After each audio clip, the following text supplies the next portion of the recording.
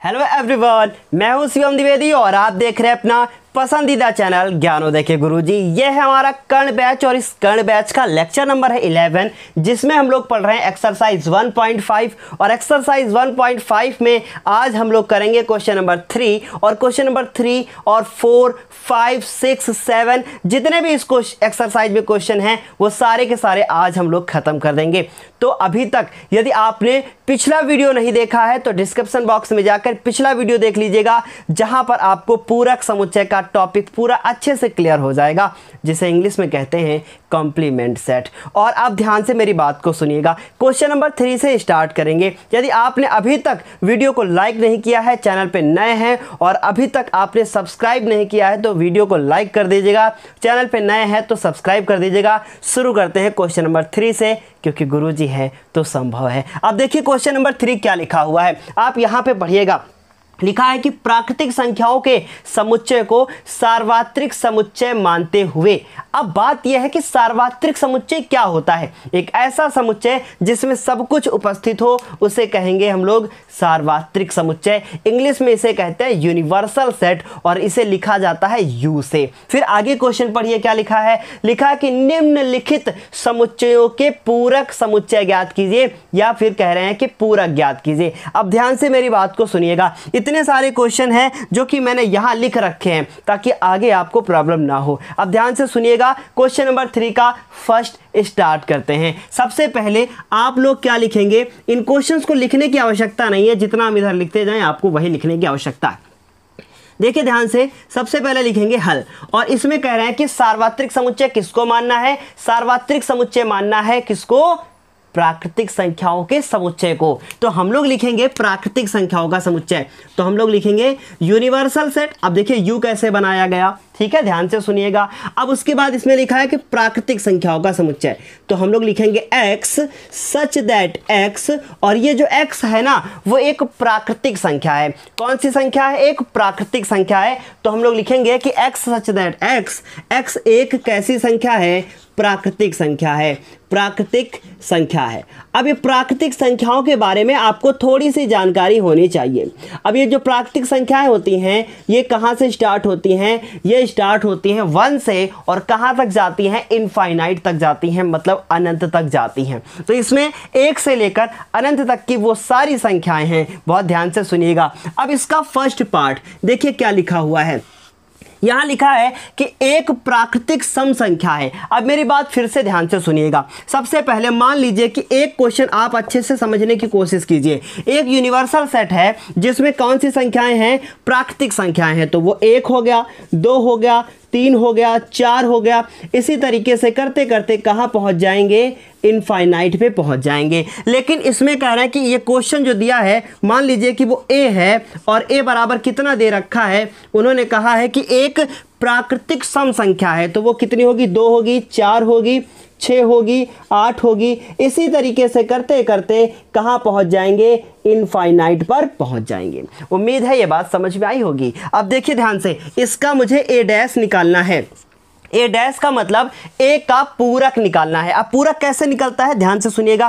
किसी भी चीज का अगर आपको पूरक निकालना है, क्या निकालना है, पूरक निकालना है, तो आपको करना क्या होता है, यूनिवर्सल सेट में से उन सभी को हटा देना होता है जो ए में होते हैं। इसका मतलब आपको यहां से 2 हटा देना है, 4 हटा देना है, 6 पड़ेगा, आगे 8 पड़ेगा, उन सभी को हटा देना। बचा कौन, फिर बचा हमारे पास 1 बचा, 3 बचा, 5 बचेगा, 7 बचेगा, 9 बचेगा, 11 बचेगा। इसका मतलब वो संख्याएं बचेंगी जो विषम संख्याएं होंगी। तो आपको इनका जवाब इन्हीं की भाषा में देना है और लिखना क्या है, इसका आंसर कि x सच दैट x एक कैसी संख्या है, एक सम की जगह पर कौन सी संख्या बचेंगी, विषम।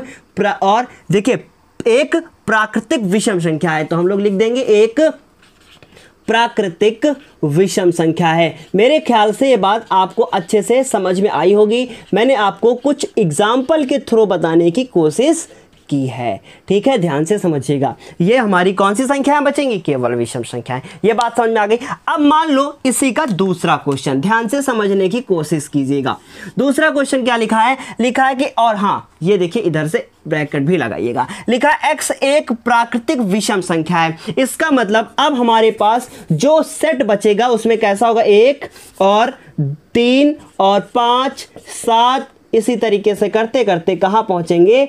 इनफाइनाइट पे पहुंचेंगे। अब मुझे करना क्या है? अब इसमें से मुझे वो वाली संख्याएं, अब मान लीजिए इसका a डैश निकालना है, तो इसका मतलब होता है a नहीं, तो मेरी बात ध्यान से सुने, यूनिवर्सल सेट में से उन सभी को हटा देना है जो a में उपस्थित हैं।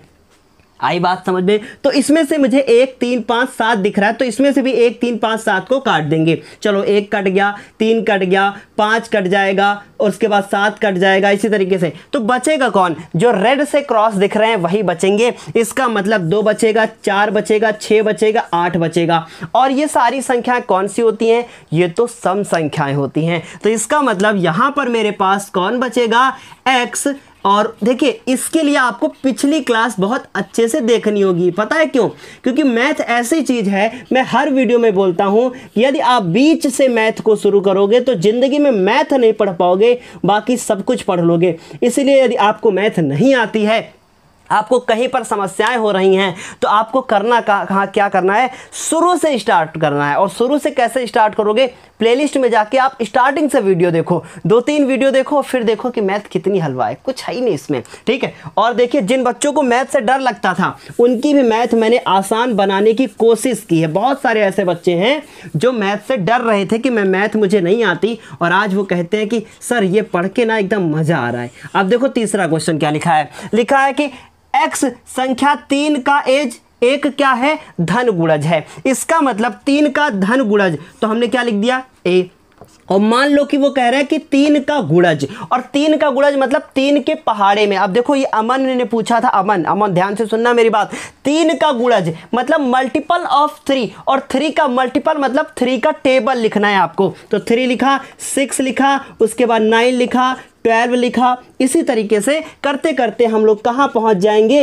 इनफाइनाइट पर पहुँच जाएंगे। क्या आपको ये बात समझ में आई? तो इसका मतलब यूनिवर्सल में क्या होता है? 1 होता है, उसके बाद 2 होगा, 3 4 डॉट डॉट डॉट इनफाइनाइट तक। इसका ये मतलब हुआ, ध्यान से सुनना मेरी बात को, ठीक? ये 3 का क्या है? गुणज है। ठीक है, तो इसका मतलब फिर ये वाली जो संख्याएं होंगी उनमें 3 का गुणज नहीं होगा, मतलब ये 3 नहीं होगा, 6 नहीं होगा। तो अब इसको कैसे लिखेंगे? देखो कैसे लिखेंगे। लिखेंगे कि x संख्या 3 का एक धन गुणज है, तो यहां लिख देंगे धन गुणज नहीं है, खत्म बात। तो इसका मतलब क्या लिखोगे? x सच दैट x एक, और क्या लिखेंगे? संख्या, ये संख्या जो है वो 3 का संख्या है, जो वो 3 का एक क्या है? धन गुणज, धन गुणज नहीं है। तो हम लोग लिखेंगे धन गुणज। आपको दिख रहा है कि नहीं दिख रहा है? और यहां लिख दिया मैंने नहीं है। ठीक, क्या आपको ये बात समझ में आई? आ गई होगी मेरे ख्याल से, सब कुछ समझ में आ रहा होगा, है ना? अब अगला देखो, कह रहे कि x एक अभाज्य संख्या है। अब बताओ अभाज्य संख्या क्या होती हैं? 2 हो गई, 3 हो गई, 5 हो गई, 7 हो गई ना, समझना मेरी बात। फिर उसके बाद 11 हो गई, 13 हो गई, डॉट डॉट डॉट। ये कहाँ तक जाती हैं? जब तक जितनी भी संख्या आगे होती रहेंगी अनंत तक। तो अब मेरी बात ध्यान से सुनना, इसमें से वो संख्याएं काट देनी है जो कैसी हो? अभाज्य संख्याएं ना हो। तो कहने का ये मतलब है ये अभाज्य है, तो इनमें से वो वाली हटा देनी है जो अभाज्य हो। तो इसका ये मतलब है फिर इसमें वो संख्याएं बचेंगी जो अभाज्य ना हो, और जो अभाज्य नहीं होती हैं उन्हें हम कहते हैं भाज्य संख्या। क्या कहते हैं? उन्हें कहते हैं भाज्य संख्या। तो इसका मतलब वो भाज्य संख्या है। लेकिन अब एक सवाल फिर से पैदा हो गया मन में कि सर जो भाज्य संख्याएं होती हैं वो तो 4 से स्टार्ट होती है। समझ आया मेरी बात? सबसे छोटी भाज्य संख्या कौन है? 4 है। तो इसका क्यों मतलब क्या हुआ? आप समझो, 1 2 3 4 इस तरीके की जानकारी कोई नहीं देगा। कह रहे ना कि ये तो अभाज्य हो गई, ये भी अभाज्य हो गई, और ये क्या हो गई? भाज्य। अब बच्चे सवाल पूछते हैं कि सर एक क्या है? तो एक ना तो भाज्य है और ना ही अभाज्य है। आई बात समझ में? तो हम फिर लिखेंगे कैसे? समझना, देखना कैसे लिखेंगे। हम लोग लिखेंगे 4 नंबर, क्योंकि देखो सवाल मैं ही, आपके मन में डाउट पैदा मैं ही करता हूं, और उन्हीं का सोल्यूशन भी मैं देता हूँ, क्योंकि बहुत सारे ऐसे बच्चे होंगे जो मेरे मन में आता है वही उनके मन में भी आता होगा। ठीक है, देखो तो लिखेंगे x, और यहाँ देखो लिखा है एक अभाज्य संख्या है, तो हम लिख देंगे x क्या है, एक अभाज्य संख्या है, एक अभाज्य संख्या है। लेकिन मेरी बात फिर से सुनना, अब ये अभाज्य संख्या तो है, लेकिन साथ ही साथ 1 तो रह गया ना, क्योंकि 1 तो हमारा अभाज्य नहीं भाज्य, ठीक है, 1 तो रह गया ना, 1 तो आया ही नहीं इसमें, तो हम लोग लिख देंगे कि अथवा लिखा जाता है, तथा नहीं लिखा जाता है, और लिखेंगे जो इंग्लिश मीडियम के बच्चे हैं, अथवा x बराबर 1 भी है, या तो 1 है और या तो वो अभाज्य है, या तो वो भाज्य है, इसके अलावा और कुछ नहीं है। नहीं समझ में आई मेरी बात? देखो ये अभाज्य थी तो मुझे इनमें से भाज्य वाली लिखनी थी, पर एक तो कुछ भी नहीं होता, ना भाज्य है ना अभाज्य है, तो मैंने लास्ट में लिख दिया x = 1। ठीक है, बात समझ आ गई? अब कुछ बच्चे सोच रहे होंगे आज सर जी चश्मा वश्मा लगा के स्टाइलिश बन के आए हैं। ऐसा कुछ नहीं है, रोज़ रोज़ मोबाइल पे और लैपटॉप पे काम करने से आंखों में बहुत तकलीफ़ होने लगी थी, इस वजह से मैंने सोचा शुरू से ही अपना ध्यान रखा जाए। देखो 5 नंबर क्वेश्चन देखो क्या लिखा है, x सच दैट x 3 और 5 से विभाजित होने वाली एक संख्या है। मतलब एक ऐसी संख्या है जो 3 से भी डिवाइड हो जाती है और 5 से भी क्या हो जाती है, डिवाइड हो जाती है। तो इसका आंसर अब आप खुद लिख लेना, x सच दैट x 3 और 5 से विभाजित ना होने वाली संख्या, विभाजित ना होने वाली संख्या। बात समझ आ गई? तो ये आपका HW हो गया, इतने तो समझदार हो ही गए हो। ठीक है, 5 हो गया। 6 नंबर देखो क्या लिखा है, x एक पूर्ण वर्ग संख्या है। तो क्या लिखा है, x एक पूर्ण वर्ग संख्या है, पूर्ण वर्ग संख्या। तो आप क्या लिखोगे, x एक पूर्ण वर्ग संख्या नहीं है। पूर्ण वर्ग संख्या जानते हो क्या होता है? देखो ध्यान से सुनो मेरी बात, पूर्ण वर्ग संख्या कौन सी होती है, ले ही लो फिर नॉलेज की, है ना कुछ चीज।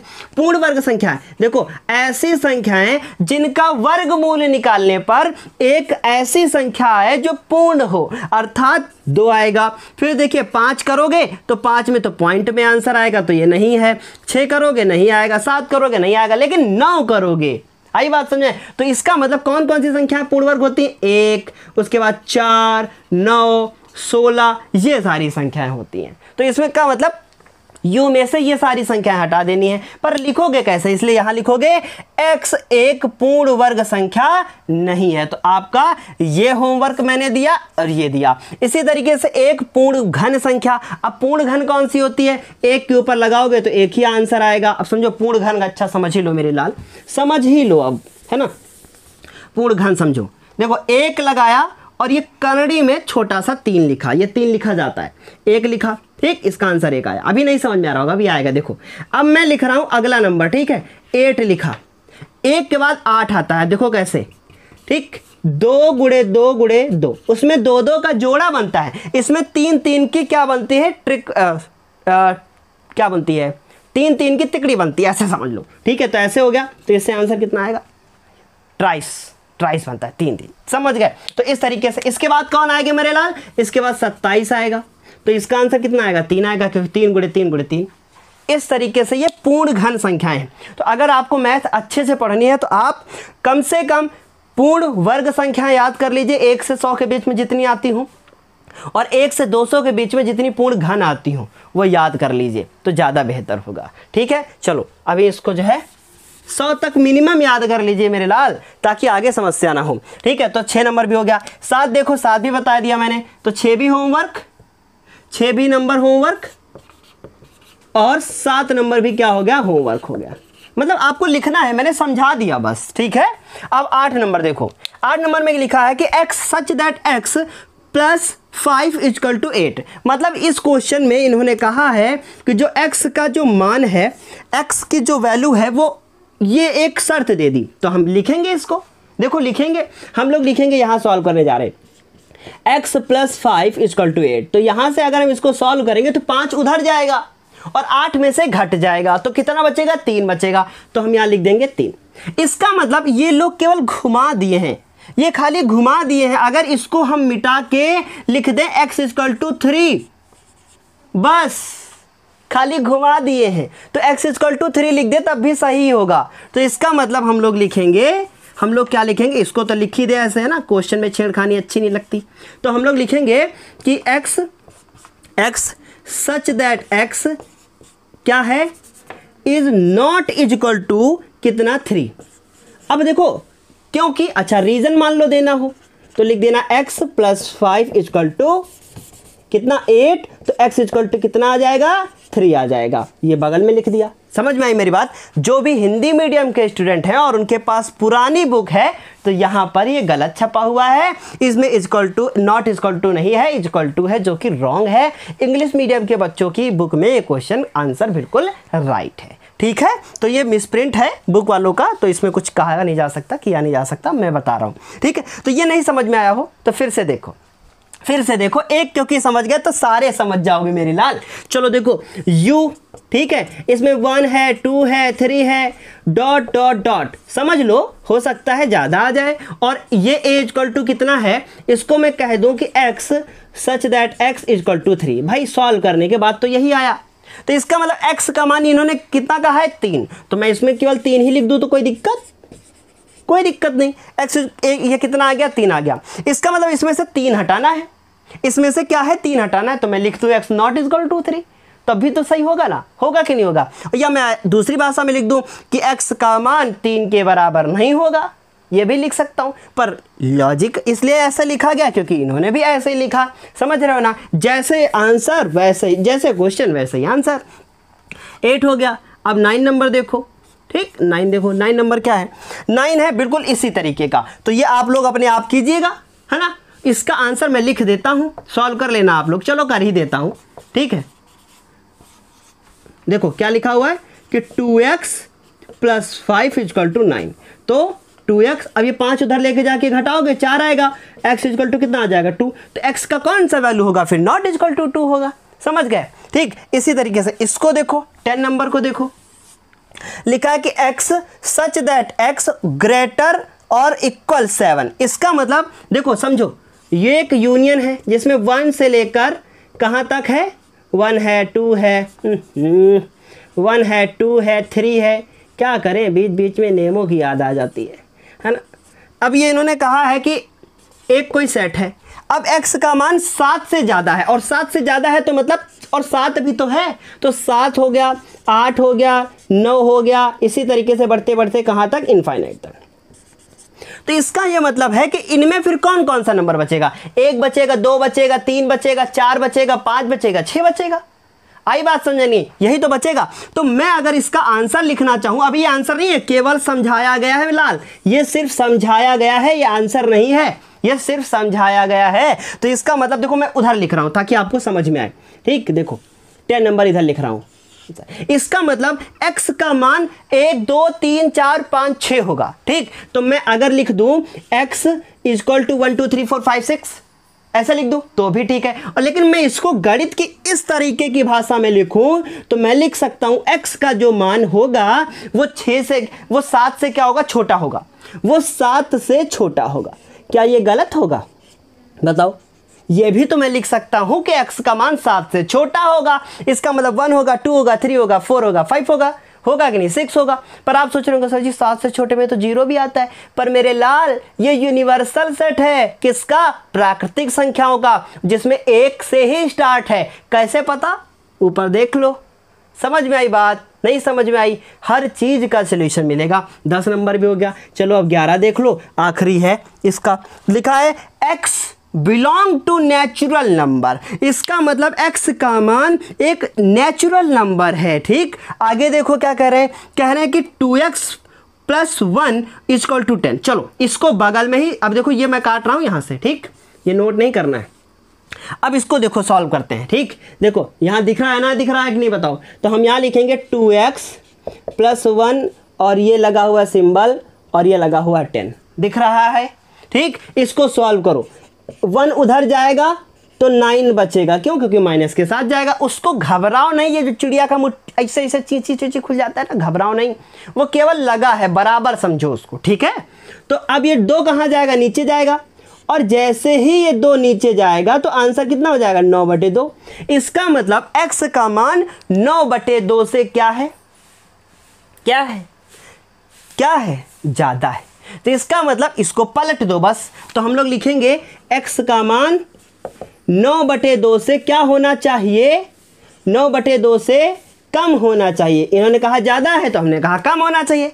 पर एक सवाल फिर यहाँ पे पैदा हो गया कि भाई अगर 9/2 के बराबर हो गया तब, तो इन्होंने कहा कि ज़्यादा होना चाहिए, तो आप कह दो भैया बराबर, और कम होना चाहिए तो आप बराबर का चिन्ह लगा दो। समझ में आई मेरी बात? और जो ये बगल में लिखा है ये आप चूकी करके निशान लगा के छाप दीजिएगा। समझ में आई बात? बताओ कुछ भी समझ में ऐसा हो जो नहीं आया हो वो आप कमेंट बॉक्स में बताइएगा कि फर्स्ट नंबर क्वेश्चन में मुझे ये चीज़ समझ में नहीं आई है। ठीक है, एक लड़की है जिसने अभी जल्दी परसों किसी दिन कमेंट की थी, पता नहीं लड़की है कि लड़का है नहीं पता, उसकी आईडी से नहीं पता चलता। उसने एक क्वेश्चन पूछा था कि सर मुझे ये चीज़ समझ में नहीं आई है, वो क्वेश्चन मैं लास्ट में बता दूंगा। ठीक है, तो आपको भी जो समझ में ना आए वो पूछ लिया कीजिए आप लोग। चलो जल्दी से स्क्रीनशॉट ले लो।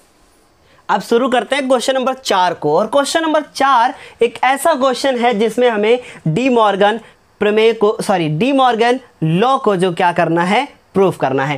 क्या कहता है क्वेश्चन नंबर 4? आपने यहाँ स्क्रीन पर देख लिया होगा, पढ़िए एक बार क्या लिखा हुआ है। लिखा है कि यदि u इक्वल टू 1 2 3 4 5 6 7 8 9, जी हाँ, u इक्वल टू दिया है 1 से लेकर 9 तक के सारे नंबर, और a इक्वल टू दिया हुआ है 2 4 6 और 8, और उसके बाद b इक्वल टू दिया है 2 3 5 और 7।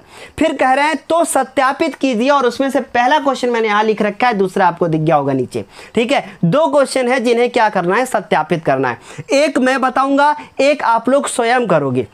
ठीक है, उसे प्रूफ करोगे, और ये दोनों के दोनों जो क्वेश्चन हैं इनके ये वाली लाइन ना एकदम दिमाग में बिठा लीजिए, याद कर लीजिए, रट लीजिए। ठीक है, मैं रटने को फिलहाल बहुत ज़्यादा महत्व तो नहीं देता, पर इसे आप बिल्कुल दिमाग में बिठा लीजिए, इसलिए क्योंकि ये डी मॉर्गन के नियम है, 2 लॉ दिए थे डी मॉर्गन ने। ठीक है, तो चलो इसे हम लोग हल करते हैं। देखो ध्यान से समझने की कोशिश कीजिएगा। ठीक है, लिखा है ए, उसके बाद union, sorry A union B, हाँ यूनियन ही होगा, यूनिवर्सल नहीं कह सकते। यूनिवर्सल और यूनियन में अंतर है, मैं बहुत बार बता चुका हूँ।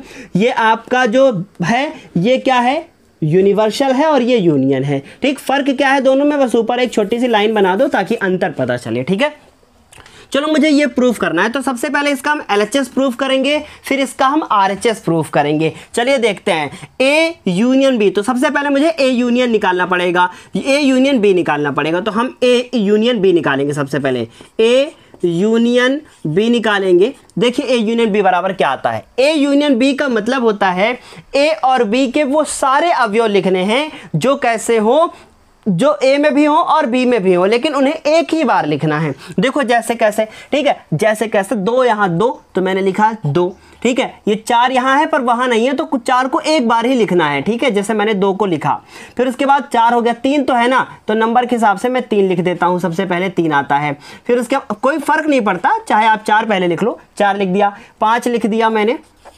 उसके बाद 5 के बाद फिर कौन लिखा मैंने, यहाँ से 6 उठाया और 7 उठाया और 8 उठाया। अब मान लो कि मुझे चेक करना हो कि मेरे से कोई गलती तो नहीं हुई, तो कैसे चेक करेंगे, देखो जरा ध्यान से। सबसे पहले देखो 2 कॉमन था, तो यहाँ पे मैंने एक बिंदु लगा दिया। फिर उसके बाद देखो और कोई कुछ कॉमन है, 4 6 8 3 5 7 नहीं है, तो इनमें से कितने नंबर हो गए, टोटल है 8, 4 4 8, लेकिन उनमें से एक डबल था, तो जिसमें बिंदु लगाया उसको हटा दो। 1 2 3 4 5 6 7, 1 2 3 4 5 6 7, बस सही है, समझ रहे हो ना। तो इस तरीके से हो गया। अब मुझे इसका निकालना है A यूनियन B का इंटरसेक्शन क्या निकालना है, ये कंप्लीमेंट निकालना है, पूरक निकालना है। ठीक, तो ये कैसे निकलेगा, ये ऐसे निकलेगा, इसमें से यूनिवर्सल सेट में से क्या हटा देना होगा, A यूनियन B को हटा देना होगा। ठीक, अब यूनिवर्सल सेट क्या कहता है, 1 2 3 4 5 6 7 8 9, तो नोट करेंगे 1 2 3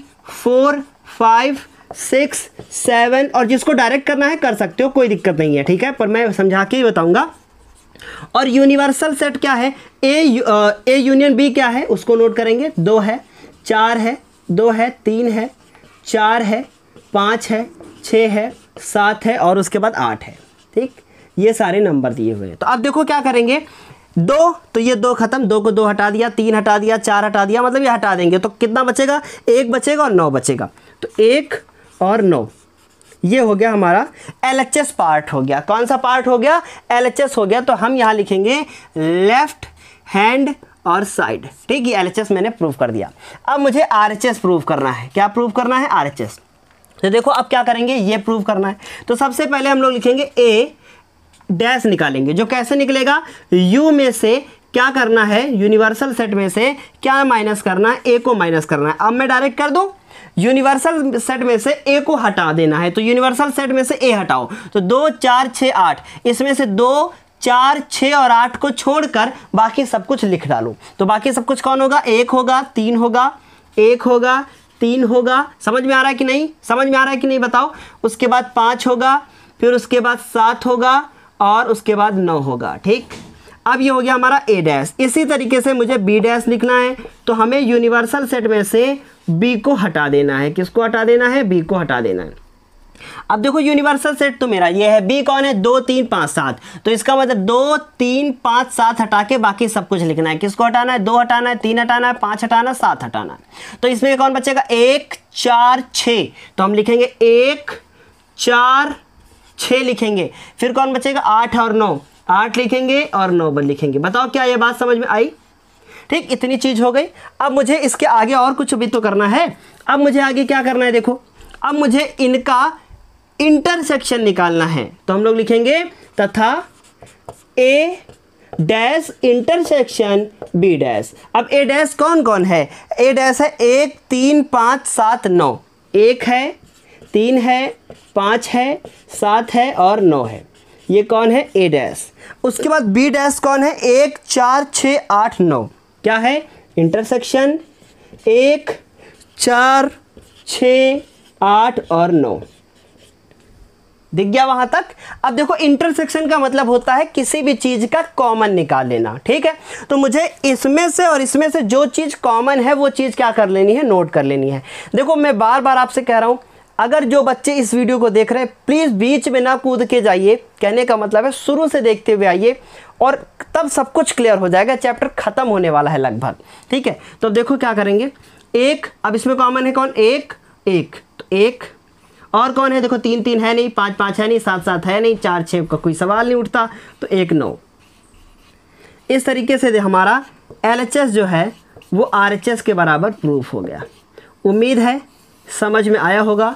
इसी तरीके से जो ये वाला मैंने लिखा है, ये डी मॉर्गन का पहला नियम है। इसका दूसरा क्वेश्चन मैं लिख देता हूं, जिन बच्चों के पास बुक नहीं है, दूसरा मैं लिख देता हूं। देखिए मुझे याद है ए, अब ये यूनियन वाला दिया है ना, तो हम इंटरसेक्शन वाला भी देखो लिखेंगे ऐसे। अब ये कहता है कि अगर ए इंटरसेक्शन बी का डैश लगा हुआ है तो इसका मतलब ए डैश और बी डैश लिख लीजिए। अगर ये इंटरसेक्शन है तो यहाँ यूनियन लगा दीजिए, यूनियन हो तो इंटरसेक्शन लगा दीजिए, और कुछ नहीं है। समझ में आई बात। इस तरीके से ये दूसरा क्वेश्चन है जिसे आप लोग प्रूफ करके देखिएगा कि कर पाते हो कि नहीं। ठीक है, फिर उसके बाद कमेंट बॉक्स में बताइएगा कि प्रूफ कर पाए हो कि नहीं कर पाए हो। ठीक है, चलो जल्दी से स्क्रीनशॉट ले लो। इसके बाद हम लोग बात करेंगे क्वेश्चन नंबर 5 की।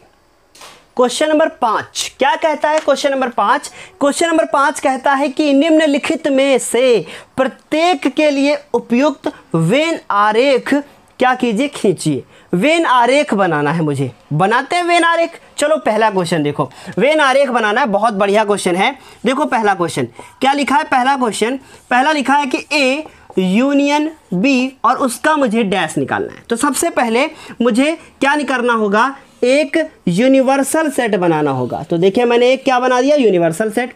इसका नाम मैंने क्या रखा, यूनिवर्सल सेट। ठीक, अब मुझे सबसे पहले मान लो कि डैश नहीं है, मान लो कि डैश नहीं है, ऐसा मान लो। ठीक है, मैं कलर पेन उठा लूँ और मान लो कि डैश नहीं है, तो हम लोग अगर डैश नहीं है तो ये बनाए, ये ए हो गया। उसके बाद इसको बनाया, ये बी हो गया। ठीक, मान लो कि ये ए है और ये बी है, तो हमने ए लिखा। मान लो कि मैंने इसको ए लिखा और ये क्या लिखा, बी, तो इसके अंदर लिख दूं, किसी को दिक्कत। ये ए हो गया और ये क्या हो गया, बी हो गया। ठीक, एक गोला ए का, दूसरा गोला बी का। अब मुझे यूनियन निकालना था। अगर मैं, बहुत ध्यान से सुनना, जो मैं ग्रीन से कलर कर दूं, अगर सॉरी ब्लू से कर रहे हैं, अगर मैं इसको ब्लू से कलर कर दूं, जितना मैंने ब्लू से कलर किया है, ब्लू वाला, ठीक है, जितना मैंने ब्लू से किया है वो क्या है, वो है ए यूनियन बी है, जो कि मैं पहले भी आपको बता चुका हूं कि ए और बी के दोनों के अवयव इसमें है। ठीक, लेकिन अगर मैं इसे किसी और से कलर करूं, मान लो कि मैं इसको जितना ब्लू वाला है उस सबको मैं छोड़ दूं, तो कितना बचेगा फिर, ये सब ब्लैक वाला बचेगा। ठीक, इतने डीप में अगर कोई पढ़ाए आपको तब कहना। अब ये जो ब्लैक वाला आपको दिख रहा है, जो ब्लैक वाला हिस्सा है, सिर्फ ब्लैक वाला, क्यों, क्योंकि जितना ये ग्रीन से मैंने यहाँ किया है, ये वाला, इसके अंदर का सब क्या है, ब्लू है। ठीक, मुझे और कोई कलर करना चाहिए था ताकि और बेहतर दिखे, पर ठीक है, चलो ये समझ गए होंगे आप। इसको मैं और थोड़ा सा ऐसे कर देता हूँ। ठीक,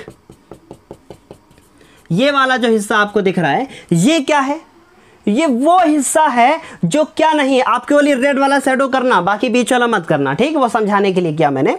वो क्या है जो रेड वाला ये सब किया मैंने, वो ए यूनियन बी डैश है। इसका मतलब ए और बी, जो ए यूनियन बी में ना हो वो कौन हिस्सा होगा, वो हमारे ये रेड वाला होगा। हो गया, खत्म क्वेश्चन। आई बात समझ में? तो इस तरीके से मैंने कर लिया। अब दूसरा देखो, दूसरा कह रहे हैं कि ए इंटरसेक्शन बी और डैश डैश लगा हुआ है। अब मेरी बात ध्यान से सुनना। अब हम यहां पे लिखेंगे कि चूंकि ए इंटरसेक्शन ए कंप्लीमेंट में इधर उधर हो जाता है, ए कंप्लीमेंट इंटरसेक्शन बी और उसके बाद ऐसे ऐसे पढ़ लो इसको, ए डैश इंटरसेक्शन बी डैश। ठीक, अच्छा, डी मॉर्गन की थ्योरम कहती है कि अगर इंटरसेक्शन का अलग अलग दिया हो तो इसको हम लोग लिख सकते हैं यूनियन और उसके बाद इसका होल। कह सकते हैं कि नहीं कह सकते, बताओ। ठीक, ये उधर ही रखो। ठीक है, ये हम दूसरा क्वेश्चन कर रहे हैं, कह सकते हैं कि नहीं। इसलिए यही वाला जो डायग्राम बनाया है, इसलिए आंसर 1 वाला आरेख ही 2 का भी होगा। क्यों? क्योंकि मैंने देखो यही तो बनाया है, यही चीज तो बनाई है, तो इसका मतलब जो इसका होगा वही इसका होगा। अब अलग से नहीं बनाना है, ऐसे करना है। समझ में आई बात? अब देखो इसका बाद दूसरा हो गया, तीसरा देखो। तीसरा क्या कहता है, ए, तो इसको बनाएंगे सबसे पहले। तीसरा कहता है कि ए इंटरसेक्शन बी का कंप्लीमेंट मतलब पूरक। तो सबसे पहले ए इंटरसेक्शन बी निकालो। ठीक, चलो ग्राफ बनाया जाए। ये पूरा यूनियन हो गया, अब कि मैंने कलर चेंज किया। ठीक है, ये पूरा यूनियन हो गया। इसके बाद ये ए है और ये बी है। ठीक, इसका जो ये वाला हिस्सा है ब्लैक वाला, ये वाला, ये कहलाता है ए इंटरसेक्शन बी। इसका मतलब ए और बी में जो चीज कॉमन है वो बीच वाला ही तो कॉमन है, तो इसका मतलब ये हो गया ए इंटरसेक्शन बी। अब जितना शैडो नहीं है, जितना भी इसमें जो है छायांकित भाग नहीं दिख रहा है, वो सब क्या है, वो ए इंटरसेक्शन बी का होल डैश है। समझ रहे हैं? तो इसका मतलब, तो इसको दूसरे पेन से किया जाए।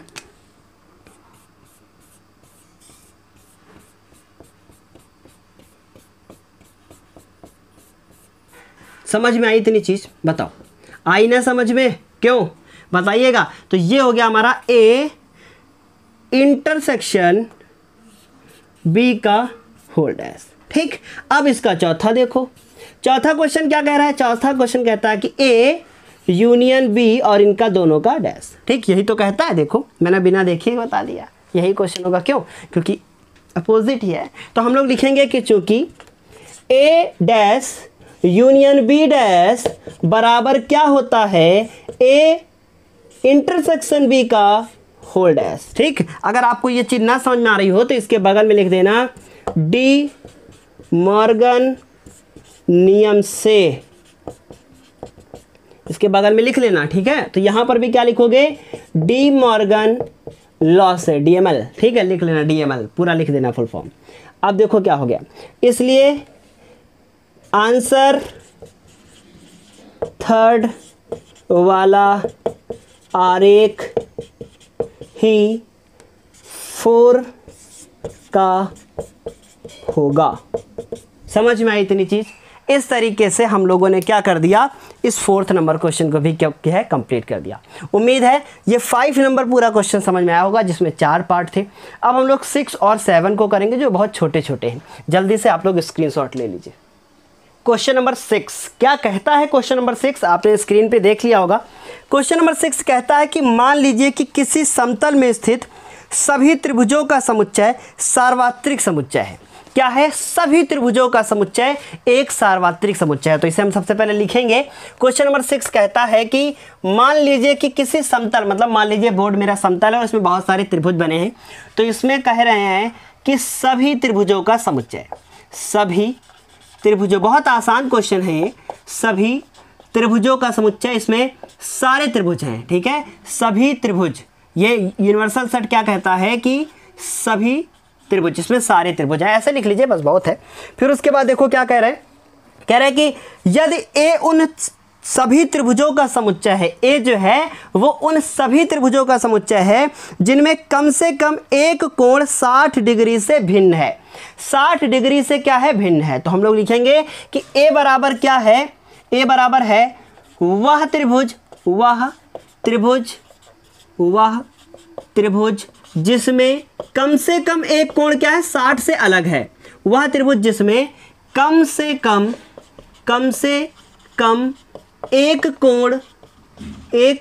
कोण 60 डिग्री से भिन्न है। क्या है, भिन्न है। अच्छा, ये अगर भिन्न है तो हम ये भी तो कह सकते हैं कि अर्थात जो हमारा ए बराबर होगा वो समकोण, वो कैसा होगा, समबाहु त्रिभुज नहीं होगा। क्या होगा, समबाहु त्रिभुज नहीं है। क्या ये बात समझ में आई? भाई एक कोण 60 से अलग है, तो इसका मतलब जो समबाहु त्रिभुज होता है उसका सारा कोण जितना होता है वो कितने कितने का होता है, 60-60 का। लेकिन एक कोण 60 से अलग है तो हम कह सकते हैं कि वो सारे होंगे जो क्या है, समबाहु नहीं है। ठीक, तो इसने पूछा है हमसे, क्वेश्चन में कह रहे हैं कि बताइए कि तो ए डैश क्या है, ए डैश पूछे हैं। अब बताओ, ये चीज़ तुमने ए निकाल ली कि समबाहु त्रिभुज नहीं है, तो ए डैश क्या होगा, ए डैश वो होगा कि इनमें से, इसमें तो सारे त्रिभुज जो है बैठे हुए हैं, किसमें, यूनिवर्सल सेट में सारे त्रिभुज बैठे हुए हैं, और ए बराबर क्या है, समबाहु त्रिभुज नहीं है। समझो बात को, मान लो कि ये पूरा एक कोई समतल है और इस समतल में इस तरीके के त्रिभुज बने हुए हैं, इस तरीके के क्या बने हुए हैं, त्रिभुज बने हुए हैं। अब मान लो ये वाला जो त्रिभुज है, ये वाला समबाहु है, ये समबाहु है, ये समबाहु नहीं है, ये भी नहीं है मान लो, और ये भी मान लो नहीं है। तो इसका मतलब समबाहु त्रिभुज कौन नहीं है, जो हमने क्रॉस कर दिया, तो बचा कौन, समबाहु। तो इसका मतलब फिर ए डैश क्या होगा, ए डैश होगा समबाहु त्रिभुजों का समुच्चय, समबाहु त्रिभुज। ए डैश बराबर क्या होगा, समबाहु त्रिभुज। कुछ कठिन था, बहुत आसान है, बस थोड़ा सा समझना है। ठीक है, समझ गए मेरे लाल। अगला क्वेश्चन देखो, 6 नंबर क्वेश्चन हो गया, जल्दी से स्क्रीनशॉट ले लो। अब देखते हैं हम लोग कौन से क्वेश्चन को, क्वेश्चन नंबर 6 के बाद क्वेश्चन नंबर किसको, 7 को। ठीक है, और प्लीज़ प्लीज़ प्लीज़ पढ़ना शुरू कर दो आप लोग, है ना, और वीडियो को लाइक कर दो अभी तक अगर ना किया हो तो, वरना क्या मतलब है फिर। चलो क्वेश्चन नंबर 7 देखो अब। ठीक, देखो क्वेश्चन नंबर 7 क्या है, फिल इन द ब्लैंक्स है।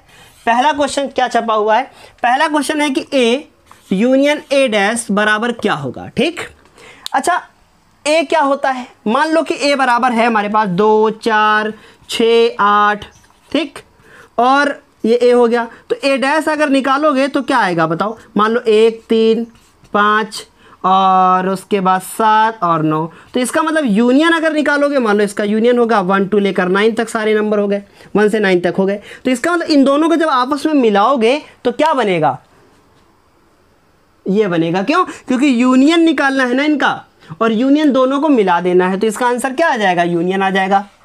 ठीक, अब आप सोच रहे होंगे सर जी समझ में नहीं आया, तो अगर समझ में नहीं आया तो ये क्वेश्चन, ये कौन सी क्लास है, 11 नंबर।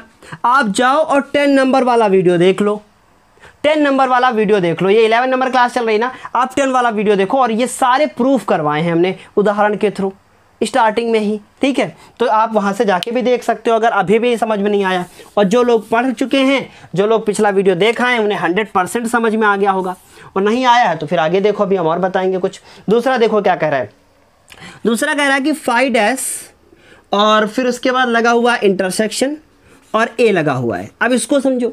ठीक है, देखो हम लोगों ने एक कुछ पढ़ा था, इसको हम यहाँ पे साइड में लिख रहे हैं। हम लोगों ने पढ़ा था कि अगर 5 डैश निकालना हो तो क्या आएगा, यूनिवर्सल सेट आएगा। क्यों, क्योंकि 5 क्या होता है, 5 में कुछ नहीं होता, तो 5 डैश में क्या होगा, सब कुछ होगा। तो 5 डैश क्या होगा, यूनिवर्सल होगा। आई बात समझे। तो इस 5 डैश को तुम क्या लिखोगे, इसको लिखोगे यूनिवर्सल, और उसके बाद इंटरसेक्शन और ए। अब यूनिवर्सल में से मुझे ए को निकाल लेना है, मतलब कॉमन ढूंढना है, तो आंसर क्या आएगा, फिर ए ही तो आएगा। ठीक है, तो इसका आंसर क्या हो जाएगा, फिर ए हो जाएगा। बताओ समझ में आई बात। भाई इंटरसेक्शन का मतलब होता है कॉमन निकालना, नहीं समझ में आई हो तो फिर पीछे से देखना होगा आपको। ठीक है, तीसरा देखो, तीसरा क्या कह रहा है, तीसरा कह रहा है कि ए और इंटरसेक्शन ए डैश। अब बताओ, ए में तो अभी लिखा था 2 4 6 8 और ए डैश में लिखा था 1 3 5 7 और उनमें से कॉमन ढूंढने के लिए अगर आपसे कहा जाए तो 5 आएगा, कुछ भी कॉमन नहीं मिलेगा। ठीक है, तो इसका मतलब आंसर क्या आएगा 5। ये सब प्रूफ करवा चुके हैं। चौथा देखो, चौथा क्या कह रहा है, चौथा कह रहा है कि यू डैश और इंटरसेक्शन ए, और ये हमसे पूछा है। तो देखो जिसको सॉल्व कर रहे हैं वो ये ब्लैक से लिख रहे हैं। ठीक, अब बताओ यू डैश क्या होता है। यू डैश में, यू में तो सब कुछ होता है, यू डैश में कुछ नहीं होगा, इसका मतलब 5 होगा। और 5 को ए के साथ अगर तुम इंटरसेक्शन निकालोगे तो भी आंसर क्या आएगा, 5 ही आएगा। इस तरीके से हम लोगों ने कितने क्वेश्चन कर लिए, ये पहला, ये दूसरा, ये तीसरा, ये चौथा। और आज की ये क्लास यहीं पे हम समाप्त करेंगे। क्यों? क्योंकि पूरी 1.5 एक्सरसाइज अब समाप्त हो गई है। अब तैयार रहिए 1.6 के लिए। उससे पहले कुछ कॉन्सेप्ट और 1.6 पूरी समाप्त हो जाएगी। उम्मीद है पूरी क्लास बेहतर समझ में आई होगी। अब मुझे केवल एक चीज़ का इंतज़ार है और वो इंतज़ार है आपकी कमेंट का। कमेंट करके आप मुझे बताएंगे कि आपको क्लास कैसी लगी है। चलिए वीडियो को समाप्त करते हैं, अगले वीडियो में फिर मिलेंगे एक नई क्लास के साथ। मैं साइड हो जाता हूँ ताकि आप लोग स्क्रीनशॉट ले लीजिए। ठीक है, एक नई क्लास के साथ हम लोग मिलेंगे। ये सारे कॉन्सेप्ट आप लोग याद कर लीजिए अच्छे से, इनको प्रिपेयर करके बिल्कुल इतने क्वेश्चन लगा लीजिए कि सब दिमाग में बैठ जाए। चलिए समाप्त करते हैं। बेस्ट ऑफ लक, बहुत मेहनत कीजिए। धन्यवाद।